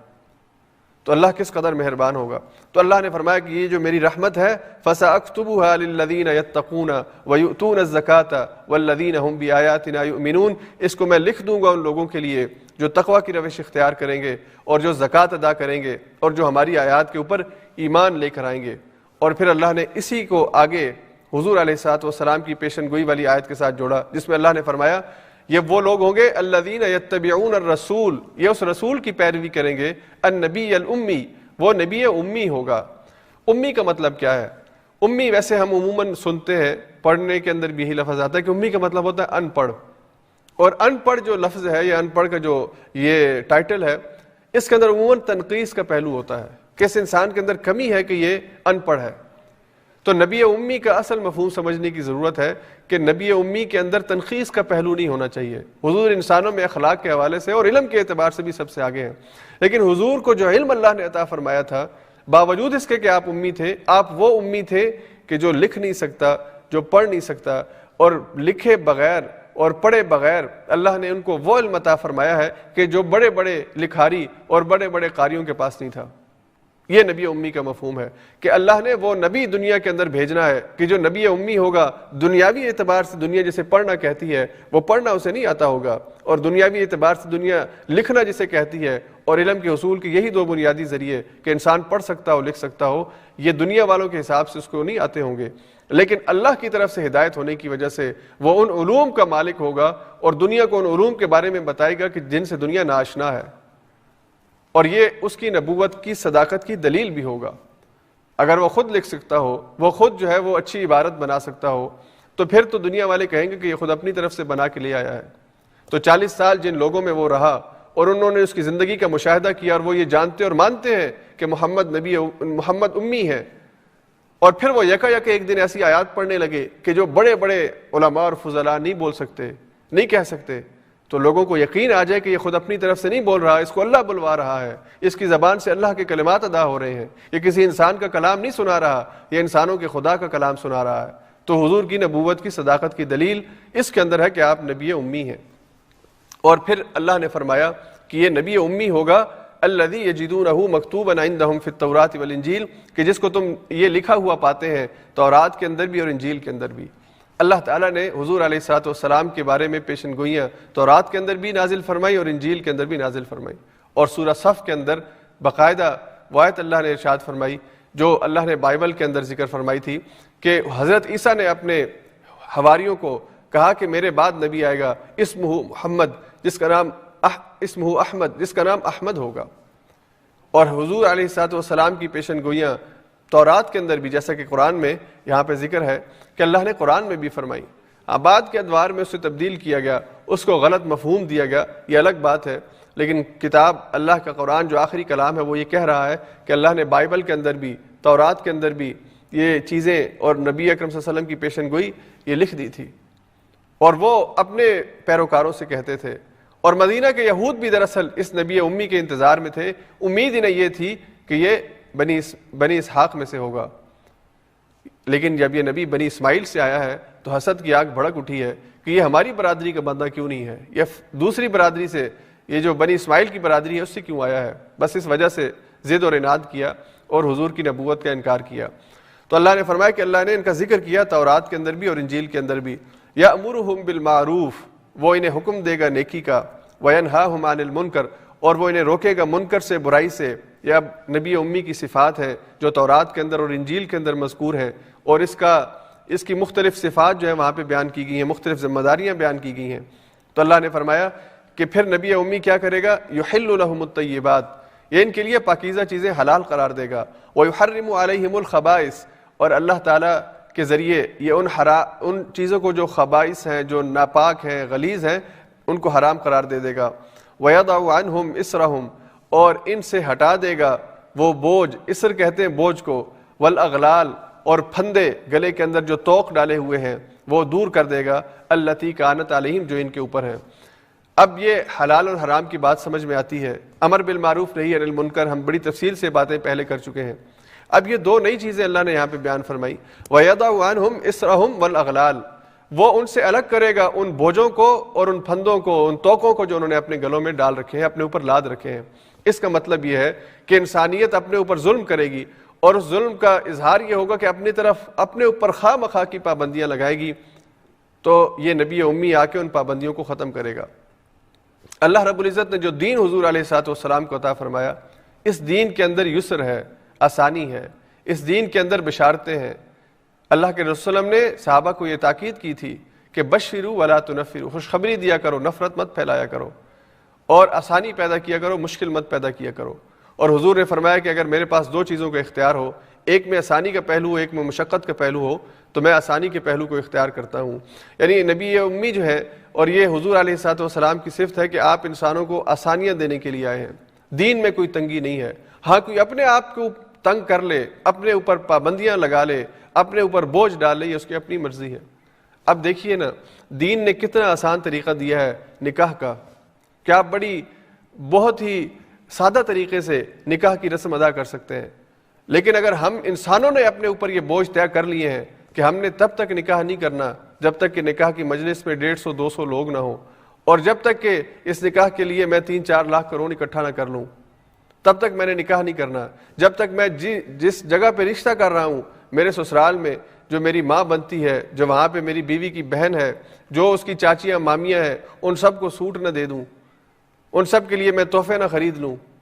اور وہ جو لڑکی والے ہیں وہ بھی سوچیں کہ ہم لڑکی تب تک نہیں بھیج سکتے جب تک کہ ہم 2-3 لاکھ کا جہیز اس کو خرید کے نہ دے دیں۔ اور دوسرے بوجھ جو ہم نے اوپر اختیار کیے ہوئے ہیں، کسی کا باپ مر جائے، کسی کا بھائی مر جائے اور وہ بیچارہ غریب ہو، تو وہ بوجھ جو ہم نے معاشرے کے اندر آج کھڑے کر دیے ہیں کہ اس کو کل کی رسم کروانی پڑے گی، اسے کھانا کھلانا پڑے گا، اور کل کے ساتھ کھانا ہم نے لازم و ملزوم کیا ہوا، وہ بیچارہ کہیں سے قرض لے، وہ بیچارہ کسی کی منت کر کے کسی سے مانگ کے کھلانا اس کو پڑے گا۔ اگر نہیں کھلائے گا تو ہم کہیں گے کہ دیکھو کتنا غیر اخلاقی حرکت کی ہے اس نے، اس کا باپ مرا ہے، کھانا نہیں اس نے لوگوں کو کھلایا۔ اور شرم ہمیں نہیں آتی جو کل کی محفلوں میں کھانا کھانے کے لیے جاتے ہیں، شرم آنی چاہیے۔ یہ بوجھ ہے جو ہم نے اس معاشرے کے اندر، یہ روایات اور یہ ثقافت جو ہم نے ڈیولپ کی ہوئی ہے، جس نے انسانوں کو تنگ کر کے رکھ دیا ہے۔ اللہ کے دین کے اندر تو یہ حکم نہیں ہے۔ اللہ کا دین تو بہت سادہ ہے، بہت آسان ہے، ہر زمانے میں امیر بھی غریب بھی اس پر بڑی آسانی سے عمل کر سکتا ہے۔ لیکن ہم نے تہذیب کے نام پر، ثقافت کے نام پر اس دین کو، اس زندگی کو اتنا مشکل بنا دیا ہے کہ غریب آدمی بیچارہ نہ شادی کر سکتا ہے نہ مر سکتا ہے۔ تو اللہ نے فرمایا کہ یہ نبی ان سے ان بوجھوں کو اتارنے کے لیے آئے گا کہ جو انسانوں نے اپنے اوپر ڈال رکھے ہیں۔ پھر اللہ نے کہا کہ اے ایمان والو، فالذین آمنوا بہ، پس وہ لوگ کہ جو ان کے اوپر ایمان لائیں گے۔ یہ صحابہ بھی اس سے مراد ہیں، اور قیامت تک آنے والے جتنے بھی انسان ہیں وہ سب مراد ہیں کہ جو بھی اس نبی امی کی دعوت پر ایمان لائیں وَعَزَّرُوهُ، اور اس کی تعظیم اور تکریم کریں. اور اس کی تعظیم اور تکریم کا مختلف طریقہ ہے کہ جب بھی اس کا نام لیا جائے اس کے اوپر درود بھیجیں. محمد صلی اللہ علیہ وسلم، جب بھی حضور کا نام آئے بڑی محبت سے اور بڑے اخلاص سے حضور پر درود بھیجنا یہ ہماری ذمہ داری ہے، حضور کا حق ہے. وَنَصَرُوهُ، اور حضور کی مدد کریں گے. حضور کی مدد کیا ہے کہ جو مشن اور جو دعوت حضور اس دنیا کے اندر لے کر آئے ہیں اس کو دنیا کے اندر پھیلانے کے لیے وہ حضور کے اس مشن میں ان کے ساتھی بن جائیں گے. حضور کی زندگی میں صحابہ نے یہ کام کیا اور حضور کے دنیا سے جانے کے بعد آج میری اور آپ کی ذمہ داری ہے کہ ہم حضور کے دین کے مددگار بن جائیں. وَاتَّبَعُوا النُّورَ الَّذِي أُنزِلَ مَعَهُ، اور وہ اس نور کی پیروی کریں گے، اس روشنی کی پیروی کریں گے، اس نور کو اپنے لیے رہنمائی کے لیے، اپنے لیے ہدایت کے لیے استعمال کریں گے جو ان کے ساتھ نازل ہوا. اور نور سے مراد یہاں پہ قرآن پاک ہے کہ جو اللہ نے قرآن حضور پر نازل فرمایا، جو روشنی ہے، ہدایت ہے، اندھیروں کو دور کرنے کا ذریعہ ہے، حق اور باطل کی پہچان کا ذریعہ ہے، یہ اس کی پیروی کریں گے. تو اللہ نے فرمایا اولئک هم المفلحون، یہ وہ لوگ ہوں گے جو سچے اور پکے فلاح پانے والے، نجات پانے والے اور کامیابی پانے والے ہوں گے. اور یہاں پہ ہمیں دعا کرنی چاہیے، اے اللہ ہمیں ان میں سے بنا دے کہ جو فلاح پانے والے ہیں، جو رسول اللہ صلی اللہ علیہ وسلم کی رسالت پر ایمان لانے والے، ان کی عزت اور تکریم کرنے والے، ان کی مشن کو اس کے اندر مددگار بننے والے، اور ان کی طرف جو قرآن نازل ہوا اس نور کو اپنا ہادی اور رہنما بنانے والے ہیں. اللہم اجعلنا منہم، اے اللہ ہمیں ان میں بنا دے. اس کے بعد حضور علیہ الصلوۃ والسلام کی جو دعوت ہے یہ ساری انسانیت کے لیے ہے. یہ آیت اللہ نے یہاں پہ ارشاد فرمائی قل یا ایھا الناس، اے نبی کہہ دیجیے اے انسانوں، انی رسول اللہ الیکم جمیعا، میں سارے ہی انسانوں کے لیے اللہ کا رسول بن کے آیا ہوں، میرے بعد کوئی نبی نہیں آئے گا. اب قیامت تک اللہ کے نبی آخری نبی کے طور پر دنیا میں آ چکے اور سارے انسانوں کے لیے آ چکے. ہر زبان کے لیے، ہر قوم کے لیے، ہر علاقے اور ہر نسل کے لیے اللہ نے اپنے آخری نبی کو بھیجا ہے. اور اس نبی کے جانے کے بعد اس کا جو معجزہ تھا اللہ نے جو اس پہ نازل کیا تھا یعنی قرآن، وہ اللہ کے رسول کی سنت کو بھی زندہ رکھے ہوئے ہے، آپ کے ذکر کو بھی زندہ رکھے ہوئے ہے، اور اللہ کی طرف سے ہدایت کے طور پر زندہ معجزے کے طور پر آج دنیا میں موجود ہے. تو اللہ کے رسول صلی اللہ علیہ وسلم سارے ہی انسانوں کے لیے آپ ہدایت کا ذریعہ بن کے آئے ہیں، رسول بن کے آئے ہیں، اور آپ اس ذات کی طرف سے بھیجے گئے ہیں لہو ملک السماوات والارض، جس کے لیے زمین اور آسمان کی بادشاہت ہے. لا الہ الا هو یحیی و یمیت، اللہ وہ ذات کے جس کے علاوہ کوئی اور ایسا نہیں ہے کہ جو زندگی دے سکتا ہو یا مار سکتا ہو. فآمنوا باللہ، بس اب اپنے اللہ پر ایمان لاؤ، ورسولہ، اور اس کے رسول پر ایمان لاؤ. دوبارہ سے ایمان لانے کا حکم دیا. النبی الامی، اپنے نبی امی پر ایمان لاؤ. الذی یؤمن باللہ وکلماتہ، کہ جو ایمان لاتا ہے اللہ پر اور اس کے کلمات پر یعنی قرآن پاک پر. واتبعوہ، اور اس کی پیروی کرو. لعلکم تہتدون، تاکہ تم فلاح پا سکو، ہدایت پا سکو. اس کے بعد پھر آگے اللہ تعالیٰ نے عہد الست کا ذکر فرمایا. یہ عہد کون سا عہد ہے؟ یہ وہ عہد ہے کہ جو دنیا میں آنے سے پہلے جتنے بھی انسان دنیا میں آنے ہیں، آدم کی ذریت سے پیدا ہونے ہیں، ان انسانوں نے اللہ کے سامنے یہ عہد اٹھایا ہے جسے عہد الست کہتے ہیں. اللہ قرآن میں فرماتے ہیں وَإِذْ أَخَذَ رَبُّكَ مِن بَنِي آدَمَ مِن ظُهُورِهِمْ ذُرِّيَّتَهُمْ وَأَشْهَدَهُمْ عَلَىٰ أَنفُسِهِمْ أَلَسْتُ بِرَبِّكُمْ قَالُوا بَلَىٰ شَهِدْنَا أَن تَقُولُوا يَوْمَ الْقِيَامَةِ إِنَّا كُنَّا عَنْ هَٰذَا غَافِلِينَ. اور یاد کرو کہ اللہ نے تم سے عہد لیا ہے، عہد الست لیا ہے کہ اللہ نے آدم کی پوچھ سے ان کی جتنی بھی ذریت آنی ہے دنیا کے اندر اس کو نکالا اور ان سے اس کے متعلق گواہی لی، اقرار لیا کہ کیا میں تمہارا رب نہیں ہوں؟ تو ہم سب نے دنیا میں آنے سے پہلے اللہ کے سامنے یہ اقرار کیا بلا، کیوں نہیں، شہدنا، ہم گواہی دیتے ہیں آپ ہمارے رب ہیں، آپ ہی ہمارے پروردگار ہیں. اب جب ہم دنیا میں آتے ہیں تو ہماری فطرت ہمیں اس عہد کی یاد تازہ کرواتی ہے. اسی لیے اللہ کے رسول نے فرمایا کہ انسان کا بچہ جب پیدا ہو تو وہ فطرت کے اوپر پیدا ہوتا ہے، اور فطرت کے پر پیدا ہونے کی وجہ سے وہ مسلم ہوتا ہے. اس کے بعد جب وہ بڑا ہوتا ہے، عقل اور شعور اس کو ملتا ہے، پھر اس کا ماحول، اس کے ماں باپ، اس کی سوسائٹی اسے یا تو یہودی بناتی ہے یا نصرانی بناتی ہے یا مجوسی بناتی ہے یا ملحد بناتی ہے یا کسی اور دین کی طرف لے جاتی ہے. اگر فطرت کے اوپر انسان رہے اور یہ دوسرے جتنے فیکٹرز اللہ کے رسول نے ذکر کیے اگر یہ نہ ہو تو اس کی فطرت اسے ہدایت کی طرف لے کے جاتی ہے. تو اللہ نے فرمایا کہ اللہ نے تمہیں دنیا میں بھیجنے سے پہلے یہ عہد لے رکھا ہے. پھر اس کے بعد اللہ تعالیٰ نے عہد الست کے بعد اللہ نے ایک اور آیت ارشاد فرمائی سورہ اعراف کے اندر جو بہت ہی خوبصورت آیت ہے، بہت اہم آیت ہے، جس میں اللہ نے فرمایا وَلِلَّهِ الْأَسْمَاءُ الْحُسْنَى فَادْعُوهُ بِهَا، اللہ کے نام ہیں اور بہترین نام ہے، اس سے ان کو پکارو۔ اور صحیح حدیث کے اندر اللہ کے وسلم نے فرمایا کہ اللہ کے 99 نام ہیں جو اللہ کے ذاتی نام ہیں، صفاتی نام ہیں، ان ناموں سے اللہ کو پکارا کرو۔ اللہ کو یہ اچھا لگتا ہے کہ انسان اللہ کو رحمان بھی کہے، رحیم بھی کہے، مالک الملک بھی کہے، خالق بھی کہے، رازق بھی کہے، انسان اللہ تعالیٰ کو حی بھی کہے، قیوم بھی کہے، انسان اللہ تعالیٰ کو علیم بھی کہے، خبیر بھی کہے، نذیر بھی کہے۔ یعنی یہ جو اللہ تعالیٰ کی صفاتی نام ہے، ان کا ذکر مختلف انداز میں اپنی زبان سے کرے، اللہ کو یہ پسند ہے۔ اور اس کی فضیلت حضور علیہ الصلوۃ والسلام نے اپنی ایک حدیث میں بیان فرمائی کہ جو ان کو یاد کر لے گا اللہ تعالیٰ سے جنت میں داخلہ نصیب فرمائیں گے۔ اب ظاہری بات ہے یہ جو یاد ہے ناموں کی، یہ اللہ کی ذات اور صفات کا اقرار جب آپ کریں گے، وہ نام لیں گے، آپ یاد کریں گے ان کو، تو ذہن کے اندر وہ سارے نقشے بیٹھ جائیں جو اس صفت کے اندر موجود ہیں۔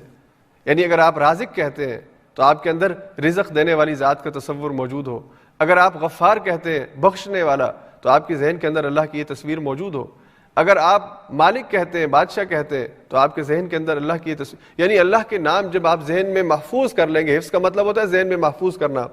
تو آپ کے رگ و پے کے اندر، آپ کے گوشے گوشے کے اندر، آپ کے وجود کے انگ انگ کے اندر یہ بات موجود ہو جائے، یہ بات محفوظ ہو جائے کہ اللہ وہ جو خالق بھی ہے، وہ جو رازق بھی ہے، وہ جو زندگی دیتا ہے، وہ جو موت دیتا ہے، وہ جو علیم ہے جس کے پاس سارے ہی علوم ہے، وہ جو واحد ہے، جو اکیلا ہے، وہ جو صمد ہے، بے نیاز ہے، یہ ساری تصویریں آپ کے ذہن کے اندر، آپ کے وجود کے اندر محفوظ ہوں، تو جب آپ اللہ سے یہ تعلق پیدا کریں گے تو اللہ تعالیٰ اس کے بدلے میں آپ کو جنت عطا فرمائیں گے۔ اور پھر یہاں پہ ہمیں دعا کرنی چاہیے کہ اللہ ہمیں ان میں سے بنا دے کہ جو اس کے ناموں کو یاد کرنے والے اور اس کے مفہوم کو اپنی زندگی کے اندر محفوظ کرنے والے ہیں۔ اس کے بعد سورہ اعراف کے آخر میں اللہ تعالیٰ نے قرآن کریم کے کچھ آداب بیان فرمائے، تو اللہ نے فرمایا وَإِذَا قُرِئَ الْقُرْآنُ فَاسْتَمِعُوا لَهُ وَأَنصِتُوا لَعَلَّكُمْ تُرْحَمُونَ، جب قرآن کی تلاوت کی جائے تو خاموشی سے اسے سنا کرو اور خاموش رہا کرو۔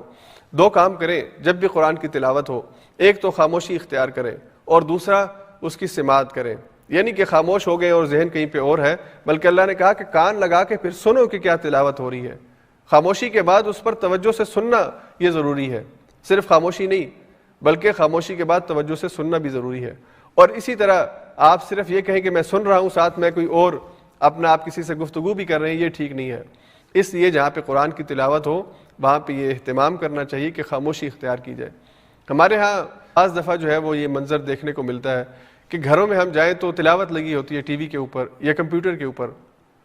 اور جب گفتگو ہو رہی ہو تو تلاوت بھی ساتھ ساتھ ٹی وی پہ چل رہی ہوتی ہے۔ یا کسی کی دکان پہ جائے، کوئی مسلمان ہے تو اس نے قرآن کی تلاوت لگائی ہوئی ہے، اور قرآن کی تلاوت بھی ہو رہی ہے اور 4-5 لوگ صوفے پہ بیٹھ کے گپ شپ بھی لگا رہے ہیں۔ تو اللہ نے تو بھائی یہ کہا کہ یہ کلام اس لیے کہ اس سے سنو اور ہدایت حاصل کرو، تو اگر آپ کو ترجمہ اس کا نہیں آتا، آپ کو عربی نہیں سمجھ میں آ رہی اور آپ کے لیے سننا جو ہے وہ بورنگ ہو رہا ہے، تو پھر آپ وہ آپشن لیں کہ جس میں قرآن کی تلاوت ہو اور اس کے ساتھ اس کا ترجمہ بھی پڑھا جائے، تاکہ آپ کو سمجھ آئے کہ آپ سن کیا رہے ہیں۔ اور یہ چیز ممکن ہے کہ آپ قرآن کی تلاوت سنیں، اس کا ترجمہ بھی وہ وقت سنیں، ویب سائٹس اویلیبل ہیں، ہر زبان کے اندر ترجمے اویلیبل ہیں۔ تو اللہ نے فرمایا کہ جب قرآن پڑھا جائے تو اسے سنا جائے۔ اور یہیں سے پھر وہ ایک فقہی مسئلہ پیدا ہوا کہ سورہ فاتحہ کی جو نماز کے اندر تلاوت ہے، جس کے بارے میں حضور نے فرمایا کہ نماز مکمل نہیں ہوتی جب تک کہ ہر رکعت میں فاتحہ کی تلاوت نہ ہو، تو اگر امام تلاوت کر رہا ہے تو مقتدی پھر پیچھے کیسے تلاوت کریں گے سورہ فاتحہ کی؟ اس لیے جب امام اونچی آواز سے پڑھے گا تو پھر تو قرآن کہتا ہے کہ خاموش رہو، خاموشی سے سنو۔ تو اس لیے پھر احناف جو ہے انہوں نے یہ کہا، ان کا یہ قرآن کریم کی آیت کی وجہ سے، کہ حدیث کو ہم اس وقت عمل کریں گے جب قرآن کریم کی آیت کے مطابق قرآن کی تلاوت نہ کی جا رہی ہو۔ یعنی آپ اگر اکیلے نماز پڑھ رہے ہیں یا امام خاموش ہے تو پھر آپ اپنی تلاوت کریں۔ اگر امام اونچی آواز سے تلاوت کر رہا ہے پھر قرآن سننے کا حکم ہے، اس لیے قرآن کی اس آیت کے اوپر آپ حدیث کو نہیں رکھ سکتے کہ آپ امام کو سنیں بھی اور ساتھ ساتھ اپنی تلاوت بھی کریں۔ لیکن بہرحال دوسری طرف شوافی جو ہے انہوں نے کہا کہ کیونکہ فاتحہ پڑھنا لازمی ہے رکعت میں، تو امام تلاوت کرے تو امام کی تلاوت کے بعد پھر فاتحہ کی بھی تلاوت کی جائے۔ اس لیے جو شوافی امام ہیں ان کے ہاں تھوڑا سا اس چیز کا اہتمام ہوتا ہے کہ وہ فاتحہ کی تلاوت کرنے کے بعد تھوڑا سا وقفہ اختیار کرتے ہیں، خاموشی اختیار کرتے ہیں، تاکہ پیچھے مقتدی اپنی فاتحہ پڑھ لیں۔ تو بہرحال اللہ نے فرمایا کہ قرآن کا یہ حق ہے کہ جب وہ پڑھا جائے تو خاموشی سے سنو اور توجہ سے سنو۔ وَاذْكُرْ رَبَّكَ فِي نَفْسِكَ تَضَرُّعًا وَخِيفَةً وَدُونَ الْجَهْرِ مِنَ الْقَوْلِ بِالْغُدُوِّ وَالْآصَالِ، اور پھر اللہ نے فرمایا کہ اپنے رب کو یاد کرو اپنے دل کے اندر خشیت اور عاجزی اختیار کرتے ہوئے. اپنے رب کو جب یاد کرو تو اپنے اندر عاجزی کی صفت پیدا کرو کہ میں چھوٹا ہوں, میں کمزور ہوں, اور میں اس رب کا بندہ ہوں جو بہت طاقتور ہے, جو بہت بڑا ہے, جس کے پاس سارے اختیارات ہیں, جو اصل بادشاہ ہے, میں اس کا بندہ ہوں. اور اللہ نے فرمایا وَدُونَ الْجَهْرِ مِنَ الْقَوْلِ, اور زیادہ اونچی آواز سے اللہ کو یاد کرنے کی ضرورت نہیں کہ انسان گلے پھاڑ پھاڑ کے اللہ کو بلائے, اللہ کو پکارے. اللہ تعالیٰ تو دل کے حال بھی جانتا ہے, اس لیے میانہ روی اختیار کی جائے. ایک مناسب انداز میں اللہ کے سامنے اگر اکیلے ہیں تو اپنے منہ کے اندر ہی آپ اپنی دعا کو دہرا دیں, یہ اتنی آواز ہو کہ خود آپ اپنی آواز سن سکیں. اور اگر آپ کسی گیدرنگ میں یعنی ایک مشترکہ دعا ہو رہی ہے تو اتنی آواز ہو کہ وہ ساری گیدرنگ وہ دعا سن سکے. تو اللہ نے فرمایا, اور یہ جو دعا ہے اللہ نے کہا کہ ایک وقت نہیں کرنا, یہ صبح و شام کرنی ہے. اللہ کو یاد صبح و شام کرنا ہے. اور ایک مومن کا شیوا یہی ہوتا ہے کہ وہ اللہ کو صبح و شام یاد کرتا ہے, ہر وقت یاد کرتا ہے, تاکہ وہ غفلت پانے والوں میں سے نہ ہو. یہی بات اللہ نے یہاں پہ آخر میں کہی, وَلَا تَكُن مِّنَ الْغَافِلِينَ, غفلت پانے والوں میں سے نہ ہونا. اس کے بعد سورہ انفال آئے گی 9ویں پارے کے آخر میں, اس پر انشاءاللہ کچھ تفصیل سے بات ہم کل کریں گے. انفال یہ نفل کی جمع ہے, اور انفال کہتے ہیں مال غنیمت کو. یہ مال غنیمت جو جنگ کی نتیجے میں ملتا ہے, حاصل ہوتا ہے, دشمنوں کا مال ہوتا ہے, اس کے بارے میں پوچھا گیا بدر کے بعد. یہ آیت جو ہے نازل ہوئی, یہ صورت نازل ہوئی ہے بدر کے بعد. بدر جو ہے 2 ہجری کے اندر واقعہ پیش آیا. حضور علیہ الصلوۃ والسلام مدینہ آ چکے تھے ہجرت کر کے, اور مدینہ جب حضور منتقل ہوئے اور صحابہ منتقل ہوئے تو حضور اور مدینہ کے اندر جتنے مہاجر آئے تھے ان سب کی پراپرٹیز, ان کا بزنس جتنا تھا وہ سارا مکے میں رہ گیا تھا. یعنی یہ بالکل خالی ہاتھ مدینہ آئے تھے. اور اس وقت ایک جنگی تدبیر کے طور پر اس چیز کی اجازت تھی کہ آپ دشمن جو آپ کا مد مقابل ہے اس کو کسی طرح سے کمزور کرنے کی کوشش کریں, اور آپ کو تاکہ قوت حاصل ہو. تو شام سے ایک تجارتی قافلہ جو ابو سفیان لے کے مکہ کی طرف جا رہا تھا اور اس کا گزر مدینہ کے قریب سے تھا, تو حضور علیہ الصلوۃ والسلام کے جو صحابہ تھے انہوں نے اس کو روکا. جب وہ قافلہ رکا اور تدبیر جنگی تدبیر کے طور پر کہ اس کے ذریعے سے دشمن کو کمزور کیا جائے اور وہ مال حاصل کیا جائے, تو انہوں نے مکے اطلاع بھیجی کہ ہمیں روک لیا گیا ہے اور محمد اور ان کے ساتھی ہم پر حملہ آور ہونے والے ہیں. تو مکے سے 1000 کا لشکر ابو جہل کی قیادت میں بدر کے مقام پر آیا. وہاں پہ مسلمانوں کا اور کفار کا پہلا معرکہ جو ہے جسے بدر کے نام سے یاد کیا جاتا ہے, جنگ بدر یا غزوہ بدر, وہ ہوئی. اس کے بارے میں اللہ تعالیٰ نے آیات اس جنگ کے بعد اس پر تبصرہ کرتے ہوئے یہاں پہ ارشاد فرمائی. تو اس میں جو اہم باتیں ہیں آج کی جو آیات اس پارے کے اندر ہیں, اس میں جو چند اہم باتیں ہیں ان کی طرف میں آپ کی توجہ چاہوں گا. ہمارا وقت ختم ہوا چاہتا ہے, کل پھر انشاءاللہ مزید تفصیل کے ساتھ ہم اس پہ بات کریں گے. سب سے پہلی بات تو اللہ نے یہ بتائی کہ انفال جو ہے یعنی مال غنیمت یہ اللہ اور اس کے رسول کے لیے ہیں. یسألونک عن الانفال, یہ آپ سے انفال کے بارے میں پوچھتے ہیں, قل الانفال للہ والرسول, آپ کہہ دیجئے کہ مال غنیمت اللہ اور اس کے رسول کے ہیں, وہ خود اس کی تقسیم کا طریقہ کار وضع کریں گے. تم نہیں کہہ سکتے کہ میں فلاں چیز میں نے فلاں جگہ سے اٹھائی ہے اس لیے میری ہے. جتنا بھی مال غنیمت اکٹھا ہوا یہ سارے کا سارا اللہ اور اس کے رسول کا ہے. یہ فیصلہ کریں گے کہ اسے کیسے تقسیم ہونا ہے, اور پھر 10ویں پارے کی پہلی آیت کل ہم پڑھیں گے, وہاں پہ اس کی تقسیم کا طریقہ کار اللہ نے بتایا کہ کس کا کتنا حصہ ہے. اس کے بعد دوسری ہدایت اللہ نے, دوسری جو اہم توجہ ان آیات میں, کہ اللہ کی طرف سے اہل ایمان کے لیے فرشتے نازل ہوتے ہیں. بدر کے اندر بھی نازل ہوئے, اور پوری تاریخ کے اندر جب بھی اہل ایمان میدان جہاد میں پہنچے ہیں مدد کے فرشتے آتے ہیں. اللہ نے کہا کہ میں اپنے مدد کے فرشتے بھیجتا ہوں. اور وہ جو اقبال نے کیا خوبصورت کہا ہے کہ فضائے بدر پیدا کر, فرشتے تیری نصرت کو اتر سکتے ہیں گردوں سے قطار اندر قطار. اب بھی آج بھی فضائے بدر پیدا کر لو, یعنی بدر والا ایمان پیدا کر لو, بدر والا اخلاص پیدا کر لو. جو کچھ ہے, جتنی طاقت, جتنے وسائل ہیں, وہ لے کے اللہ کے سامنے اپنے آپ کو پیش کر دو, اور پھر دشمن کے مقابلے پہ کھڑے ہو جاؤ, تو اللہ تمہارے لیے فرشتے نازل کرے گا. اللہ کے فرشتے آج بھی آتے ہیں. اللہ نے دیگر قرآن کریم کی آیات میں کہا کہ ان الذین قالوا ربنا اللہ ثم استقاموا تتنزل علیہم الملائکہ, جو لوگ اللہ پر ایمان لاتے ہیں اور استقامت اختیار کرتے ہیں, اللہ ان کے اوپر ملائکہ یعنی فرشتے بھیجتے ہیں. تو اللہ کے فرشتے آتے ہیں, آج بھی آتے ہیں. اور اللہ نے فرمایا کہ اللہ کی یہ رحمت, اللہ کی یہ فرشتے جو اس کی طرف سے تائید اور مدد لے کر آتے ہیں, یہ ان کے لیے آتے ہیں جو اہل ایمان ہیں, جو اللہ پر بھروسہ کر کے, جو اللہ پر ایمان رکھتے ہوئے اپنی جان آفرین سپرد کرنے کے لیے میدان میں موجود ہوتے ہیں. پھر جب اللہ کی طرف سے فتح ان کے مقدر میں ہو تو اللہ کے فرشتے آتے ہیں. اس کے بعد تیسری بات اللہ نے یہاں پہ, تیسری توجہ یہاں پہ ہم کروائی ان آیات کے اندر, کہ وما رمیت اذ رمیت ولکن اللہ رما، کہ بدر کے میدان میں جب آپ دشمن پر تیر پھینک رہے تھے یا اس کی طرف تلوار کے ذریعے اس پر حملہ کر رہے تھے، تو آپ دراصل اس کے اوپر حملہ نہیں کر رہے تھے، بلکہ یہ رمی، یہ پھینکنا اللہ کی طرف سے تھا۔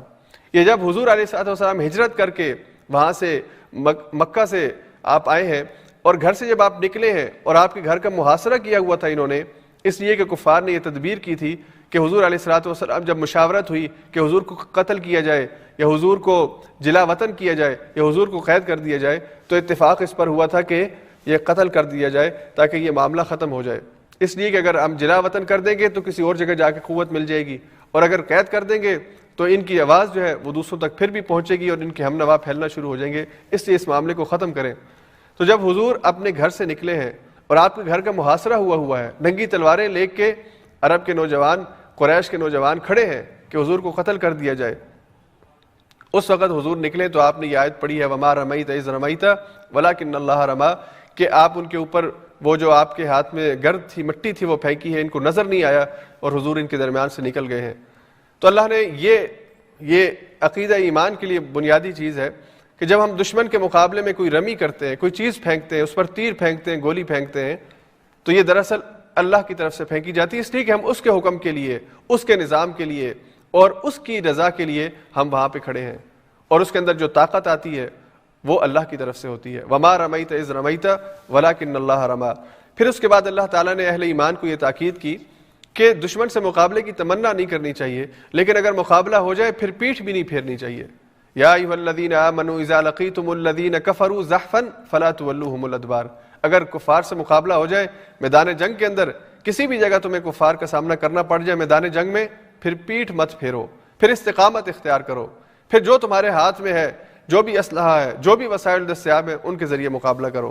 اور اس کے بعد پھر اللہ تعالیٰ نے ہجرت کے وقت جو سازشیں ہوئیں ان کے بارے میں ذکر کیا کہ کیسے وہ حضور علیہ الصلوۃ والسلام کو ختم کرنے کے لیے سازشیں کر رہے تھے، اور اللہ نے کتنی خوبصورت بات کہی وَيَمْكُرُونَ وَيَمْكُرُ اللَّهُ، وہ ایک مکر چال چل رہے تھے اور ایک چال اللہ چل رہا تھا، وَاللَّهُ خَيْرُ الْمَاكِرِينَ، اور اللہ بہتر چال چلنے والا ہے۔ آج بھی اہل ایمان کے خلاف، آج بھی اسلام کے خلاف، ایمان والوں کے خلاف سازشیں کی جا رہی ہیں، اور اللہ کہتے ہیں کہ وہ اپنی چال چل رہے ہیں، اللہ اپنی چال چل رہا ہے۔ اہل ایمان سے یہ کہا گیا ہے کہ تم اللہ کے ساتھ اخلاص والا معاملہ اختیار کرو، اللہ پر ایمان لاؤ اور دل سے ایمان لاؤ، اپنے اندر سے دیگر جو اخلاقی بیماریاں ہیں، جو دنیا کی محبت ہے، موت سے نفرت ہے، ان چیزوں کو نکالو، اللہ کی ذات کے اوپر پکا اور سچا ایمان لے کر آؤ، پھر دیکھو اللہ تمہاری کیسے مدد فرماتے ہیں۔ اور آخر میں، پارے کے آخر میں جو آخری آیت ہے اس میں اللہ نے فرمایا کہ دنیا والے مددگار یا ساتھی اور پارٹنر تلاش کرتے ہیں جنگ کے میدان میں فتح حاصل کرنے کے لیے، تو اے مومنو تمہارا پارٹنر کون ہے، تمہارا مددگار کون ہے؟ تو اللہ نے فرمایا کہ تمہارا مددگار اللہ ہے،